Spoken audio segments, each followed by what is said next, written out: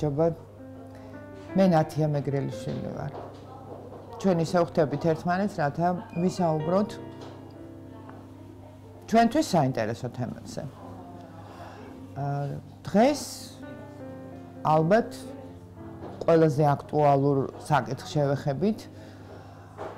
თუმცა ბოლომდე დარწმუნებული ვარ, რომ ჩვენ ვფლობთ საბოლოო ინფორმაციას და ჩვენ ვფლობთ უკვე დასრულებულ ინფორმაციას, მაგრამ ეს თბილისია, სადაც ყველაფერს ძალიან მალე ვგებულობთ.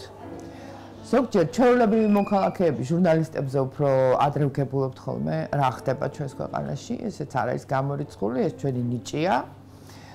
და დღეს უკვე გამოქვეყნდა არა ერთი საინტერესო ინტერვიუ თუ სტატია იმ საკითხთან დაკავშირებით, რომ საქართველოს პარლამენტში უნდა განხილული იყოს საკითხი გახდეს თუ არა ახალქალაქში რეგიონალურ ენად აღიარებულ უნდა იქნას თუ არა სომხური ენა. როგორც გამოიკვეთა ახალქალაქის მუნიციპალიტეტმა მიმართა თხოვნით საქართველოს პარლამენტს და როგორც არსებული ინფორმაცია იძლევა საშუალებას, როგორც ჩანს პარლამენტის უმრავლესობაში აღმოჩნდნენ ადამიანები, ვინც დაინტერესდნენ ამ თემით, ამბობენ, რომ ესენი არიან რესპუბლიკელები და არა მარტო დაინტერესდნენ, არამედ არაფერს ამაში ცუდს არ ხედავენ. პირველი რაც მინდა ვთქვა, მე არ მინდა რომ მჯეროდეს იმისი, რომ რესპუბლიკური პარტია, რომელსაც აქვს თავისი ძალიან სერიოზული განაცხადი, საკმაოდ ამბიციური პარტიაა წლების განმავლობაში და ერთ-ერთი ყველაზე ინტელექტუალური პარტია იყო ქართულ პარტიებს შორის. ძალიან სამწუხარო იქნება თუ აღმოვაჩენ, რომ სწორედ ეს პარტია ამ საკითხს გადაწყვეტს დადებითად. ვინაიდან ეს იქნება პირდაპირ ვთქვათ, აი ესეთ სამოქალაქო საყოფაცხოვრებო, ჩვენ ხო საყოფაცხოვრებო ენით ველაპარაკებით ერთმანეთს და ვცდილობთ, რომ რაღაც ტერმინებით და მუხლებით და კანონებით არ ველაპარაკოთ. არა, ამას აკეთებენ სპეციალისტები და უამრავი დრო ეთმობათ ამისათვის ტელეეთერებში. ჩვენ ვცდილობთ ჩვენს ენაზე ვილაპარაკოთ. ჩვენს ენაზე ეს არის კიდევ ერთი კატასტროფა. კიდევ ერთი კატასტროფა საქართველოსთვის. იმიტომ ჯერ ერთი საერთოდ აბსოლუტურად გაუგებარია ჩემთვის, რას ნიშნავს ახალ ქალაქში რეგიონალური ენის სტატუსის მინიჭება, ანუ კონსტიტუციაში უნდა შევიდეს ესეთი მუხლი. ჯერ ერთი საქართველო სავსეა სომხური მოსახლეობით. თბილისში არიან ძალიან ბევრი სომხები, სხვადასხვა რაიონებში, ანუ მე ვერ ხვდები ეს იმ სომხებსაც ეხებათ ეს ენის საკითხი თუ მარტო ახალქალაქში მაცხოვრებლებს სომხებს და დაუშვათ თბილისელ სომხებს არა. ანუ რას უნდა ველოდოთ ახლა ჩვენ? აი დაუშვათ თბილისელმა სომეხმაც რომ ახლა იგივე პრეტენზია განაცხადოს, რომ აი მთელი ჩემი წინაპრები 500 წელიწადია უკვე ცხოვრობთავლაბარში და ეს მთელიავლაბარი იყო ჩვენი სომხების და ჩვენ ვთხოვთ რაღაც პარლამენტს, რომავლაბრის რაიონში რაღაც რეგიონალურ ენად თუ არ ვიცი მე უბნურ ენად მაგრამ მე დარწმუნებული ვარ, რომ ამას თბილისელი სომხები არ გააკეთებენ, იმიტომ რომ ისინი ყოველთვის თავის მოიაზრებდნენ თბილისელებად და ქართველებად და რაღაც პრობლემები ჩვენ ასეთი ერთმანეთში არასდროს არ გქონია და ჩვენ მქონდა სომხური სკოლები ყოველთვის, არსებობდა სომხური თეატრი, თუ არ ვცდები სომხურ ენაზე საინფორმაციო გადაცემების მიმდინარეობდა ჩვენს ტელევიზიაში და არ ამგონია რომ ვინმე სურვილი ჰქონოდა რომ გაეკეთებინა რაღაც სომხური ток-შოუ რომელიმე ტელევიზიაში და მათთვის უარი ეთქვათ, ეთყობა მსურველი არ იყო. თითქოს ყველაფერი ნორმალურად არის და ასეც უნდა იყოს, იმიტომ რომ ეს საქართველოა. მართალია ჩვენ ტოლერანტები ვართ, უმეტეს შემთხვევაში ქაღალდზე ვიდრე რეალურად, მაგრამ ვართ, ხო? და ჩვენ არ გვაქვს არავითარი დაპირისპირება და არავითარი ომი და ბრძოლა გამოცხადებული სხვა ეროვნების მქონე ადამიანებთან, მაგრამ ეს იმას არ ნიშნავს, რომ მათი, ესე იგი, მოთხოვნები იყოს ასე რამდენიმე წუთში დაკმაყოფილებული, რომ მე მინდა რომ ჩემი ენა გახდეს სახელმწიფო ენა ახალ ქალაქში. და რა ახალ ქალაქი საქართველო არ არის? ეს საქართველოს მიწა არ არის? ეს ვინმე სხვისი მიწაა?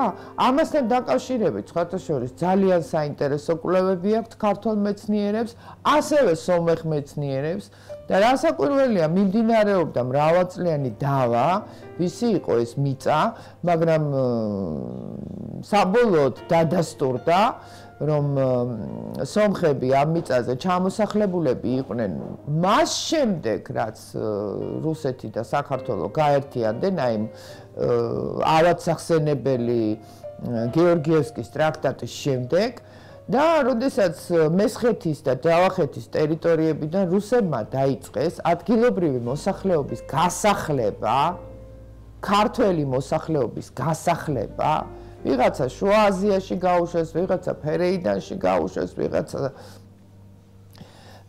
თურქეთში გაუშვეს და ამ მიწების დასახლება დაიწყეს სომხებით, ხო? იქიდან დაიწყო მათი ისტორია საქართველოს მიწაზე ცხოვრების. მაგრამ ძალიან მალე გაუჩნდათ პრეტენზია, რომ ეს არის სომხეთის მიწა. ძალიან საინტერესო კვლევები აქვს ამასთან დაკავშირებით.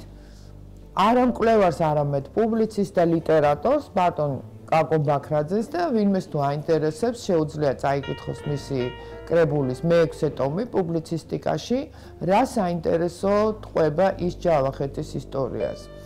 მე პირადად მქონდა შეხება ამ რაიონთან, ვიყავი ერთი 10 წლის წინ გადაღებაზე და სიმართლე გითხრათ, შოკის მომგვრელი იყო ჩემთვის. მე მთელი საქართველო არა ერთხელ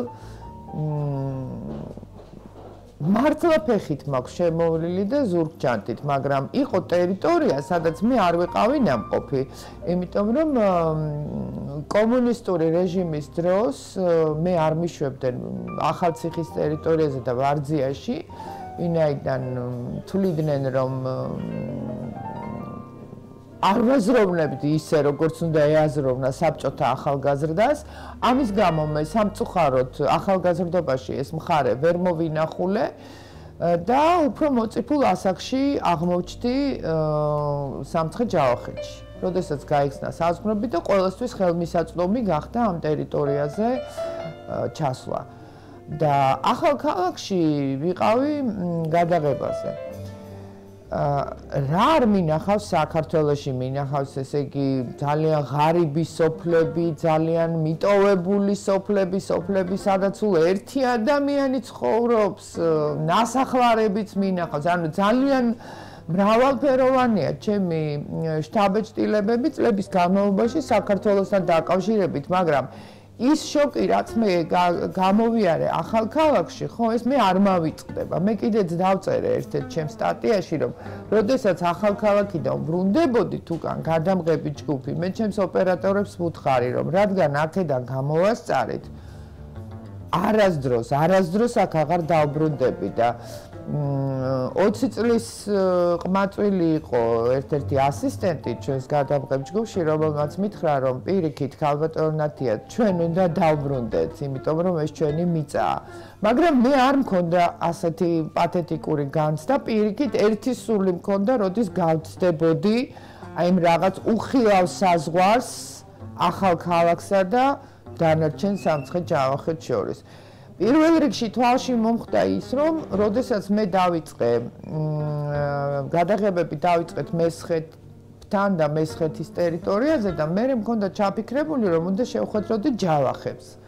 როდესაც დავიწყე ჯავახურის სოფლების ძებნა, რომელიც საკმაოდ დგომელ ადგილას არის მთის წვერზე ან პირიქით სადღაცა მთის უკან. მე გამიპროტესტეს ადგილობრივმა მცხოვრებლებმა, განსაკუთრებით სომხებმა, რომ აქ ჯავახები ჩვენ ვართ და რომ ჯავახები არ არსებობენ.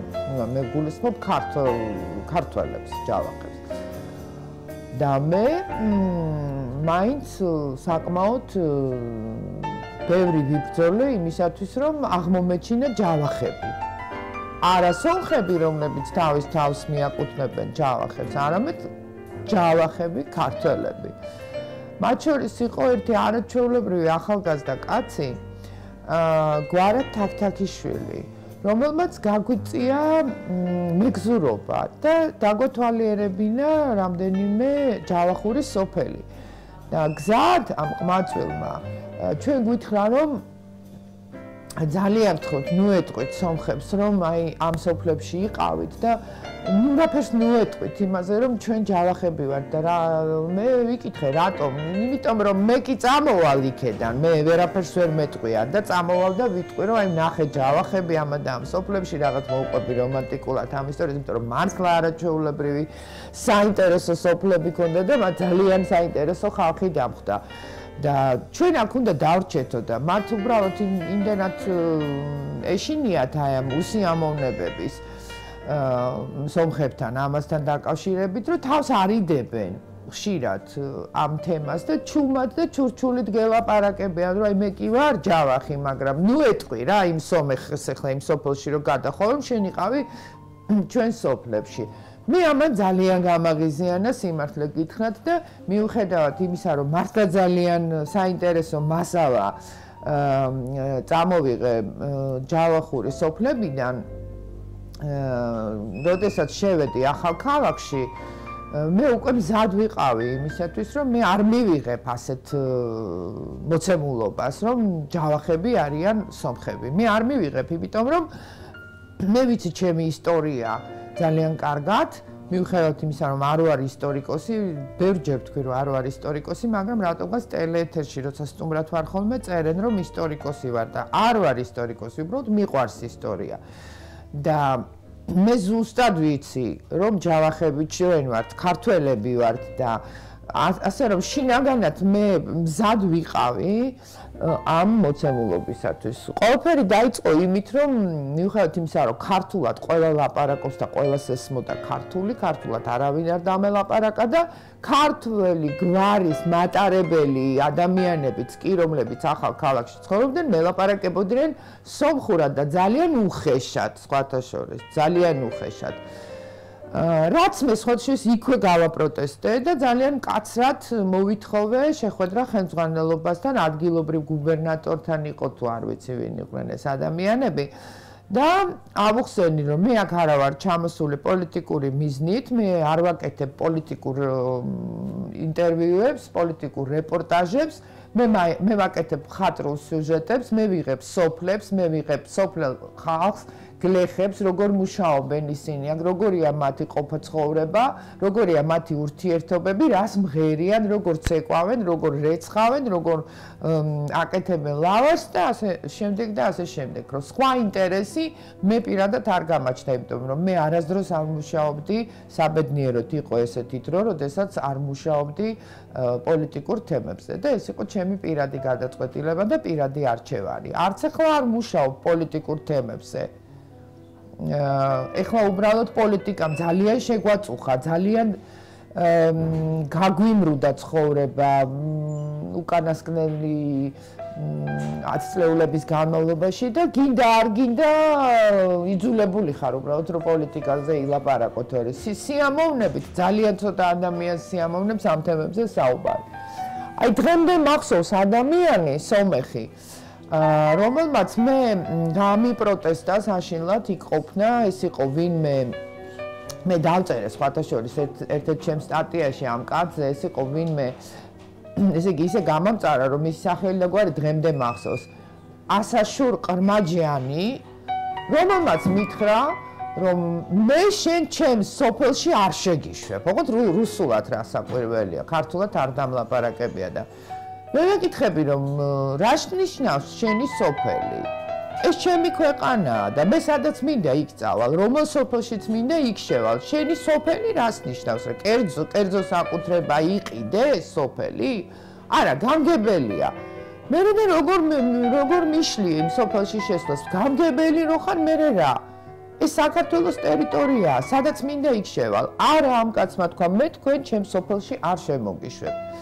მე დავრეკე მაშინ გუბერნატორთან და ჩავრიე გუბერნატორი ამ საქმეში და როგორღაც დავით ახმეთ ვინმე ასაშურ ყმაჯიანი, რომელმაც მითხრა რომ თქვენ დგახართ სომხეთის მიწაზე და თქვენ არავითარი უფლება არ აქვთ 1 მეტრით გადაინაცვლოთ ჩვენი ნებართვის გარეშე. ანუ პრინციპში ის მოსალოდნელი სეპარატიზმი, რომელზეც ჩვენ ახლაავლაპარაკდით დღეს და გუშინ, ეს უკვე არსებობდა 10 წლის წინ, რაც მე ჩემ თავზე ვიწვნიე და რა ხდებოდა ახლა 20 და 30 წლის წინ, ალბათ იმ ხალხმა იცის, ვინც მაშინ იქ ურთიერთობდა მათთან და მე უკვე 10 წლის წინ ვიგრძენი, რომ მე მაქვს საქმე უკვე საგანგაშო ვითარებასთან.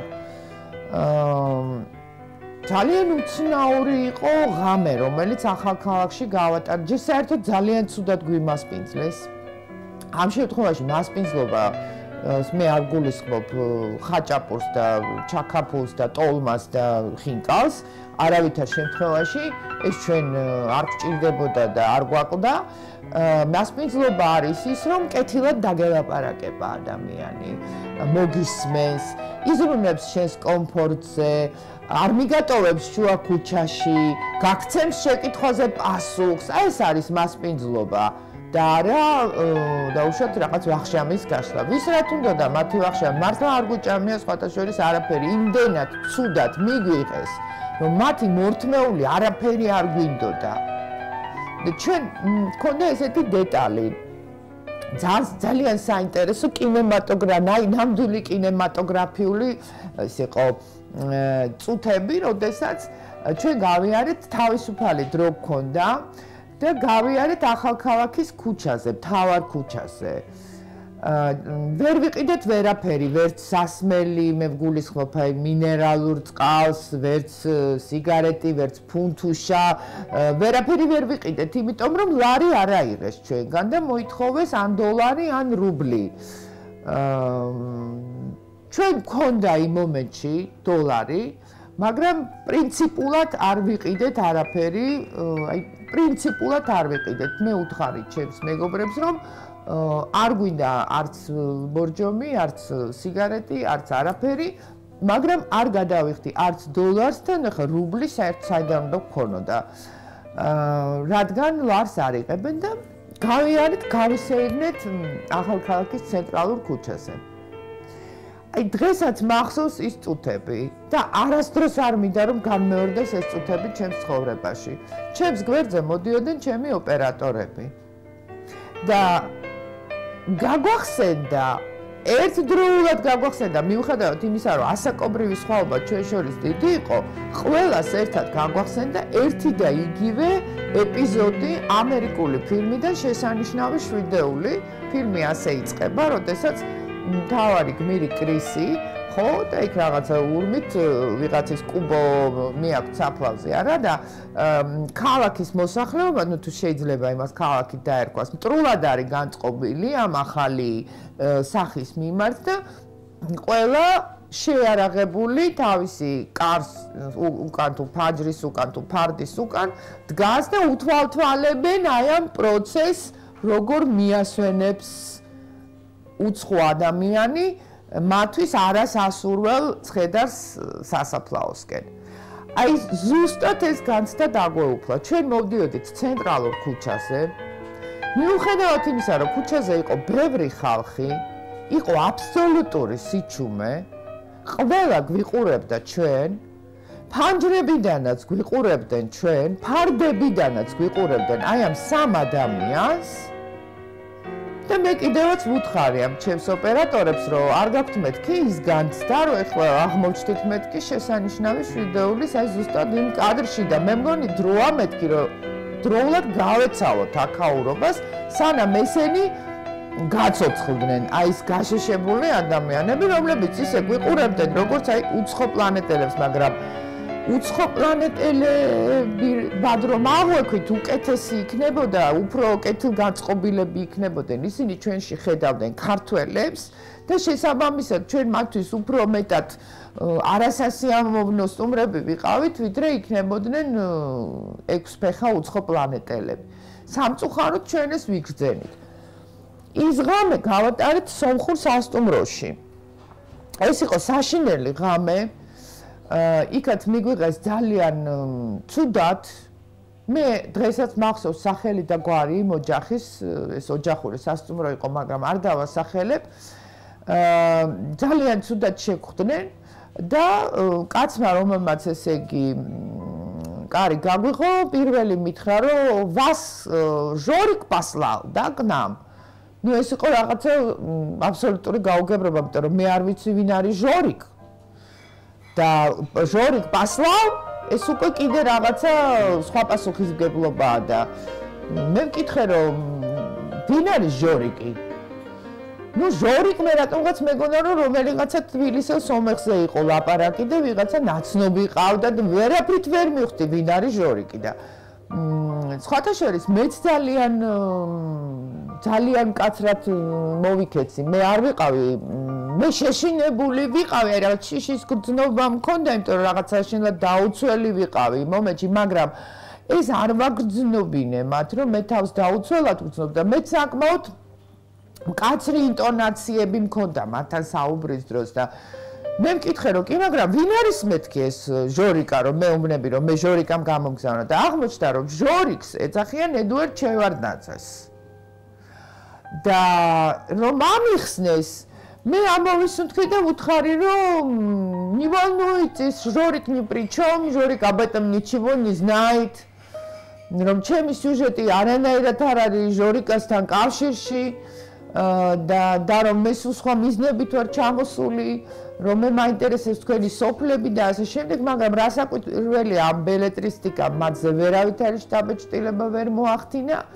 მაინც ვერ დაფარეს თავისი, ასე ვთქვათ, აგრესია და ის ღამე იყო საშინელი ღამე, არც ერთს არ გვეძინა, იმიტომ რომ ღამე ამ სასტუმროს ფლობელთან მოვიდნენ შეიარაღებული რუსი ჯარისკაცები, იმიტომ რომ იქვე იყო ზონა.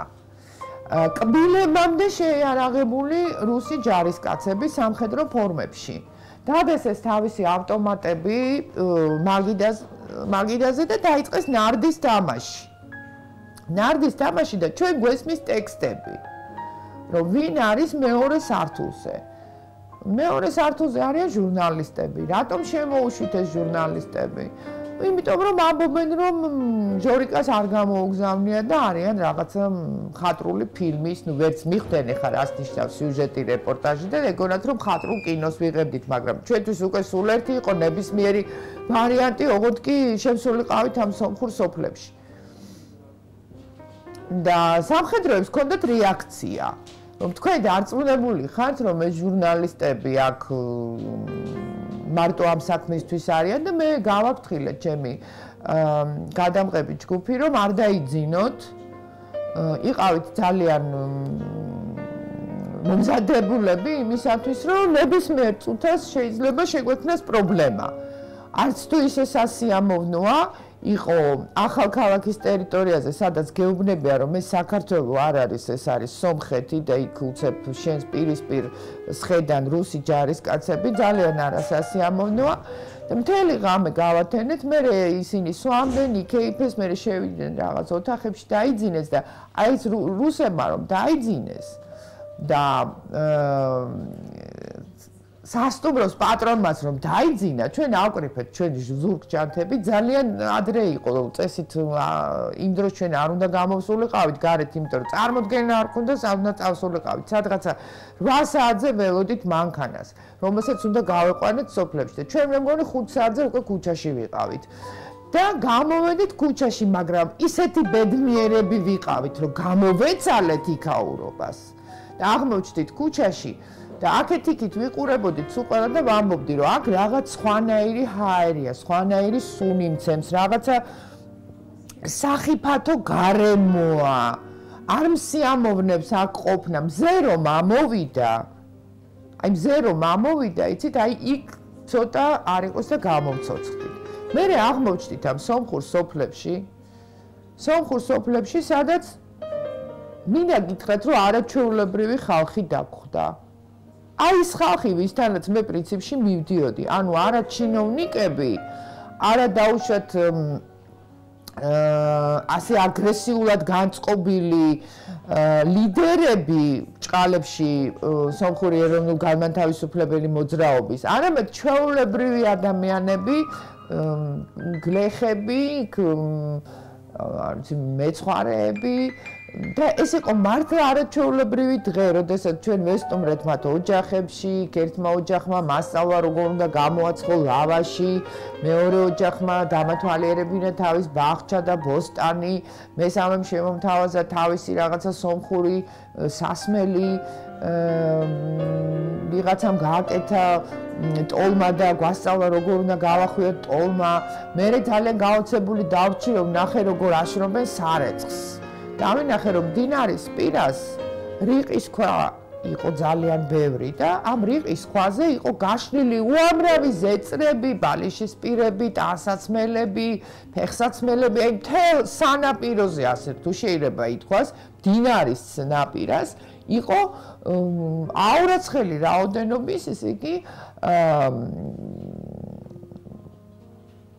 საგნები და ნივთები, რომელიც შრებოდა და მივთხარი, რომ რატო აკეთებთ მეთქი ამას, რატო არ ფენთ სარეცხისთვის თოკებს, ბაწრებს, არ ხმარობთ სამაგრებს, რა არის ეს, რომ მდინარის გარშემო, ესო ჩვენი ძველი წესიაო და რიყის ქვაზეო, ჩემთვის მაგალითად ესეთი დეტალები უფრო მნიშვნელოვანი იყო, ვიდრე ის რომ რაღაცა დაპირისპირებები აქვთ იქ ერთმანეთში ჯავახებს, ქართველებს და ფსევდო ჯავახებს, სომხებს, იმიტომ რომ ეს არ იყო ჩემი თემა. თუმცა როგორც ადამიანი ძალიან გავღიზიანდი, როგორც ადამიანი ძალიან დავიძაბე, მაგრამ ეს არ იყო ჩემი სამუშაო თემა. ამიტომ ჩემთვის ის უფრო საინტერესო იყო, მაგალითად, რატომ უფრო კარგად შრება სარეცხი რიყის ქვაზე, ვიდრე დაუშვათ ბაწარზე. და რატომ აქვთ საცხობი მიწის ქვეშ, სადაც მე პირადად აი ძლივს ჩავედი, იმიტომ რომ ისეთი ვიწრო გვირაბები აქვთ, თონემდე რომ მიაღწიო, მიწაშია პირდაპირ გათხრილი, ეს ისეთი თონი არ არის, როგორც ჩვენ გვაქვს. ძალიან უცნაური თონები აქვთ, მიწაში აქვთ გათხრილი გვირაბი, ჩადიხარ ამ გვირაბში, ხო მე ფიზიკურად არც თუ ისე პატარა ადამიანი ვარ და ცოტა არ იყო ზოგიერთ გვირაბში გამიჭირდა კიდეც. და იმ გვირაბში აღმოვაჩინე, რომ იქ აქვთ ესე იგი საცხობი, სადაც ლავაშს აცხობენ.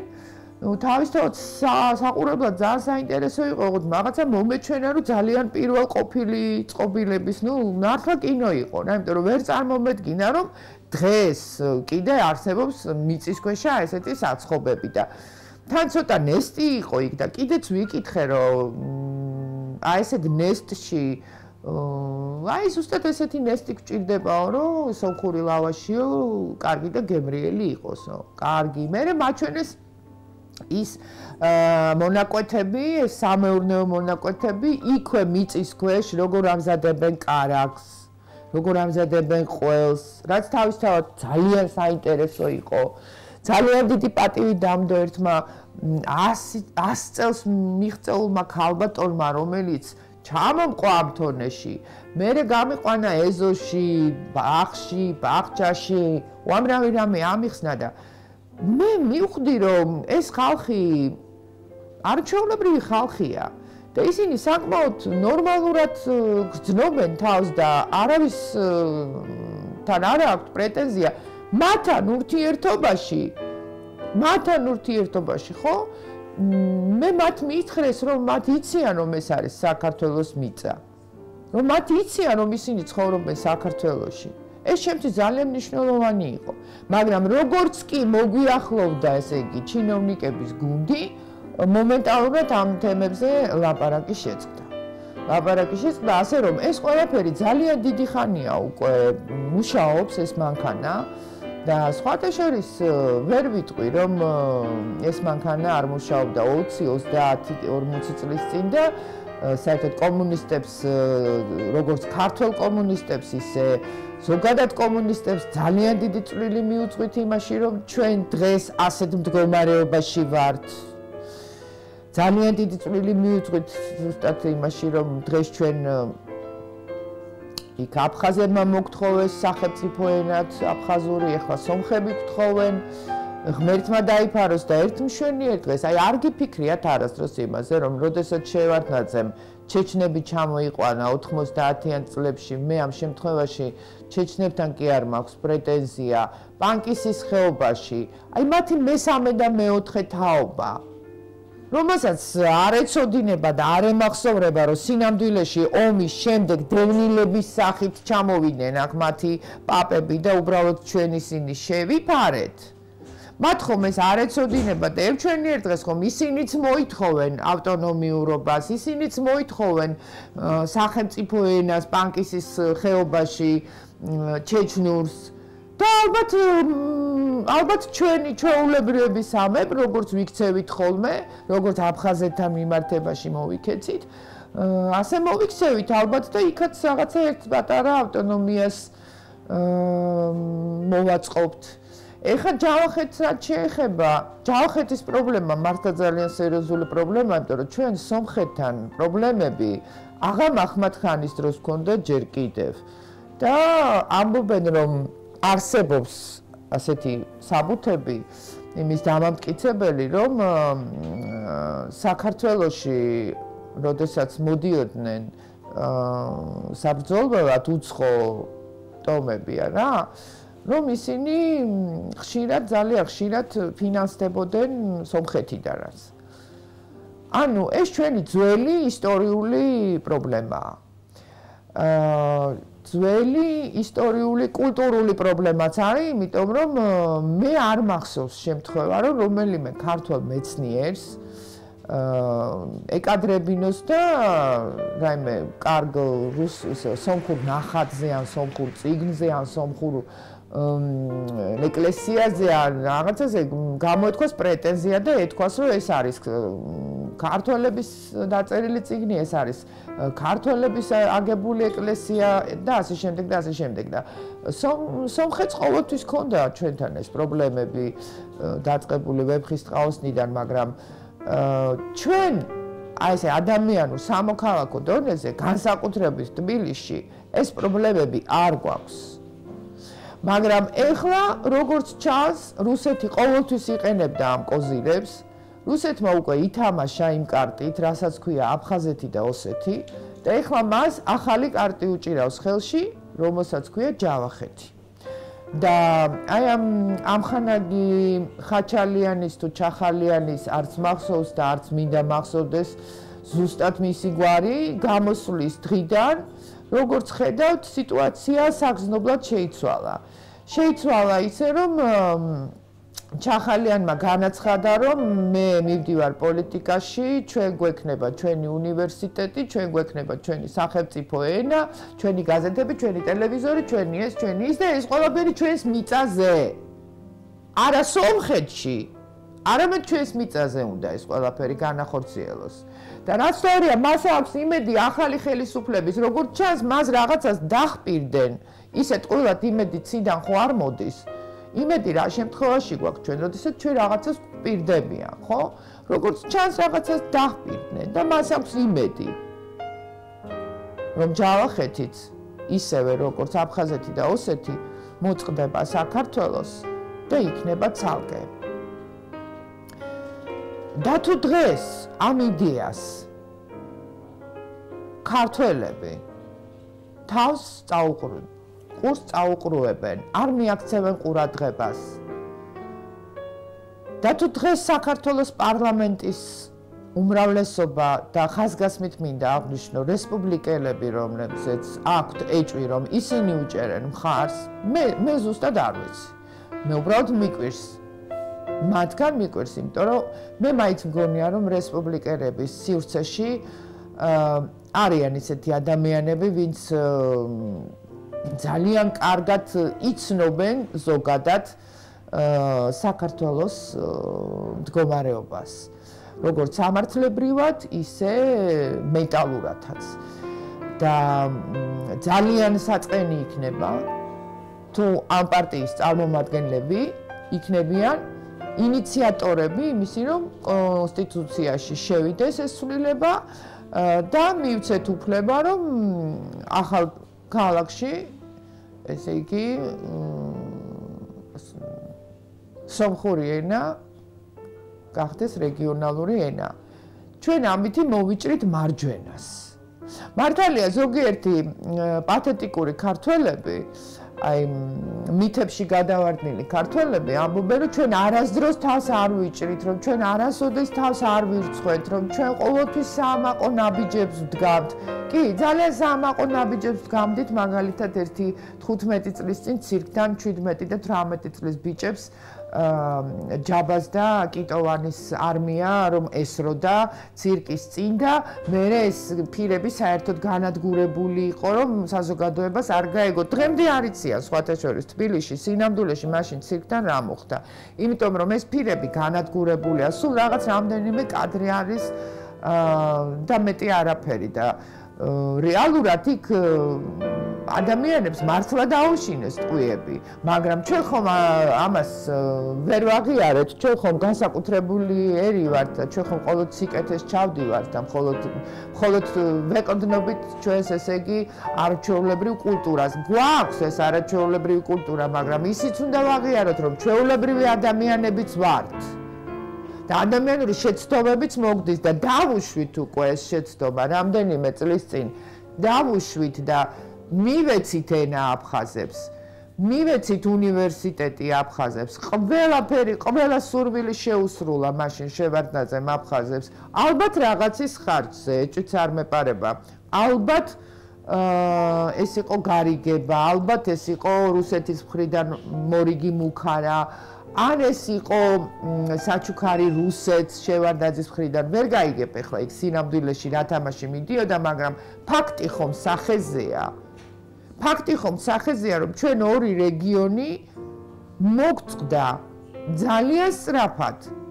და დღეს თუ ჩვენ არ შევიმჩნევთ იმას, რაც ხდება ჯავახეთში, დღეს თუ ჩვენ ჩავთვლით, რომ ეს არის ნორმალური მოვლენა, პაატა ზაქარეიშვილის რაღაც განცხადება, არ ვიცი, მოვისმინე, არ ვიცი, წავიკითხე, რომ ის ამას ამ სიტუაციასაც სააკაშვილს აბრალებს.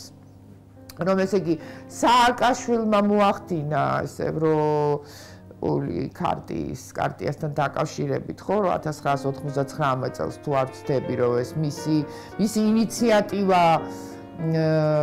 წამოწია წინ ამ საკითხთან დაკავშირებით, მაგრამ როგორც ხედავთ, სააკაშვილის ხელისუფლების დროს ეს საკითხი დღის წესრიგში არ დამდგარა. და ვერც დადგებოდა. ვერც დადგებოდა. ეს ახლა დადგა, როდესაც განთავისუფლდით გველეშაპი სააკაშვილისგან, მოვიდა კეთილი მთავრობა და გადაწყვიტა, რომ საქართველოში მაცხოვრებელ ყველა ესე იგი ერს დაურიგოს თავისი ენები, ყველა სახელმწიფო ენა, ვინც არ უნდა ცხოვრობდეს ჩვენს ქვეყანაში, ძალიან ბევრი სხვადასხვა ეროვნების ადამიანი ცხოვრობს და ესე იგი ჩვენ ვიქმნით ძალიან სერიოზულ პრობლემას. და პირველ რიგში სხვათა შორის ჩვენ ამ პრობლემას ვუქმნით სომხებს. აი იმ სომხებს, რომლებიც ამ მიწაზე ცხოვრობენ მშვიდად, წყნარად, ბედნიერად, ძალიან მეზობლურად. მე არ ვიცი, ადამიანი ვინც გაზრდილა მაგალითად იგივე ავლაბარში, იგივე პლეხანოვის ტერიტორიაზე, სოლოლაკში, სადაც იყო ეს ცნობილი ქართული ეზოები, რომელსაც რატომღაც იტალიური ეზოები ქვია, იმ ეზოებში ცხოვრობდნენ ქართველებიც, აზერბაიჯანელებიც, სომხებიც, ებრაელებიც და ისინი დღემდე ვინც არის შემორჩენილი ცოცხალი მისტირიან იმ დროს, მისტირიან იმიტომ რომ არაჩვეულებრივი და საყვარელი ურთიერთობები ჰქონდათ ყოველთვის. არავინ ერთმანეთისკენ თიც არ იშვერდა. მაგრამ დღეს აი ამ ხალხის მდგომარეობას გავითვალისწინოთ. რომ დარწმუნებული ვარ, რომ საქართველოში მაცხოვრებელი სომხების რაღაცმა დიდმა ნაწილმა დადგება ისეთი მომენტი, როდესაც ისინი გააპროტესტებენ ასეთ მდგომარეობას, იმიტომ რომ ისინი მიხვდებიან, რომ ეს პრობლემას შექმნის. ძალიან სერიოზულ პრობლემას შექმნის მათთვის, იმიტომ რომ ეს მათი სამშობლოა. ჩვენ ფაქტიურად თუ ეხლა ხელს შევუწყობთ ახალქალაქის სეპარატისტულ მოძრაობას, ჩვენ ამით ხელს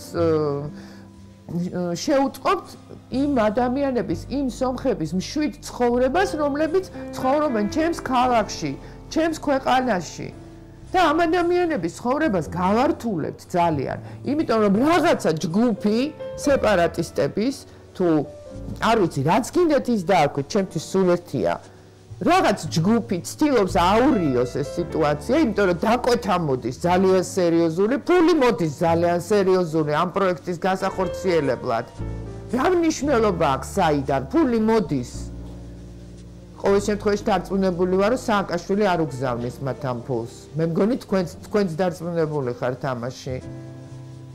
და თუ ამას დღეს ხარს დაუჭერს საქართველოში ერთ-ერთი ყველაზე პოპულარული პარტია, რესპუბლიკური პარტია, ვფიქრობ, რომ ეს იქნება სასირცხვილო ნაბიჯი ამ პარტიის ისტორიაში, ძალიან სასირცხვილო ნაბიჯი და ჩვენთვისაც ძალიან სახიფათო და საშიში და სასირცხვილო ასევე, იმიტომ რომ რა უთხრათ ჩვენ მე დანარჩენ სომხებს, ვინც არღებულობს მონაწილეობას ამ რაღაც საქვეყნო გადატრიალებაში.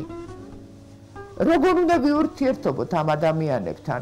მე უნდა ჩვენ რა თქმა უნდა ავაგოროთ ეს თემა სომეხი სეპარატისტები და 5-6 ესე იგი ყაჩაღის გამო ასეთი უსიამოვნებები დავატრიალოთ ჩვენს გარშემო და ჩვენს ქალაქშიც ეხლა ახალი პრობლემა შევქმნათ ჩვენს ქალაქში. საკმარისი არ არის ის რომ ხან მიშის გიძახიან, ხან გრიშის, ხან რა ვიცი ბიძინის, ხან კარატის.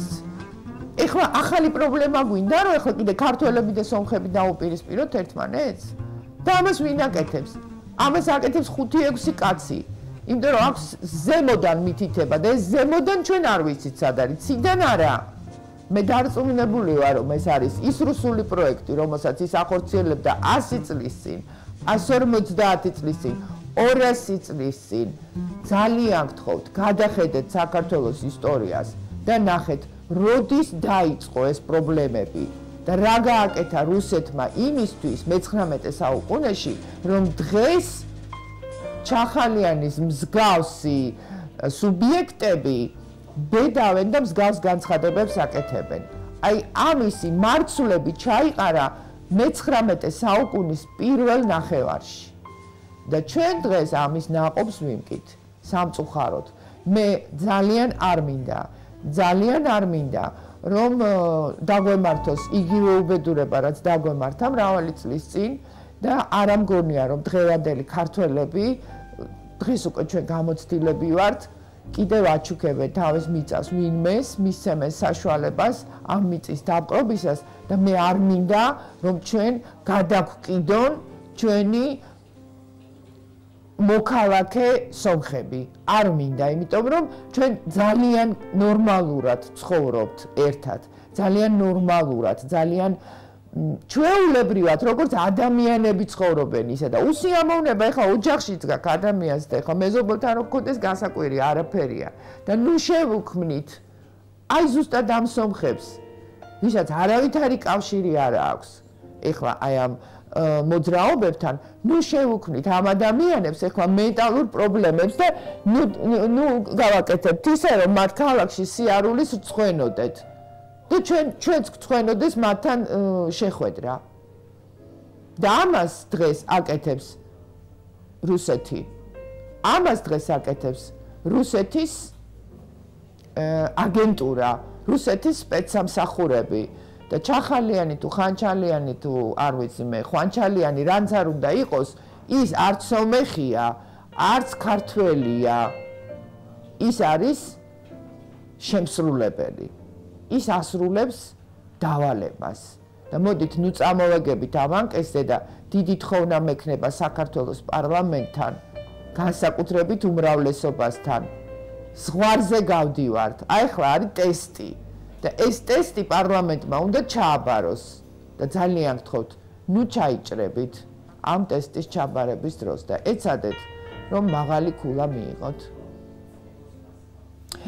მაპატიეთ დღეს ცოტა გაგვეგრძელდა საუბარი მაგრამ ვფიქრობ რომ ეს არის ძალიან მტკივნეული თემა და დღესვე თუ არ დავიწყეთ ამაზე ლაპარაკი ის მალე ჩვენთვის სასიცოცხლო მნიშვნელობის პრობლემად იქცევა ამიტომ ჯობია ლაპარაკი დავიწყოთ დღეს ვეღოთ არა მარტო ლაპარაკი მოქმედებაც რომ ყველამ გამოთქვას თავისი აზრი ყველა ქართველმა დიდი მადლობა ყურადღებისთვის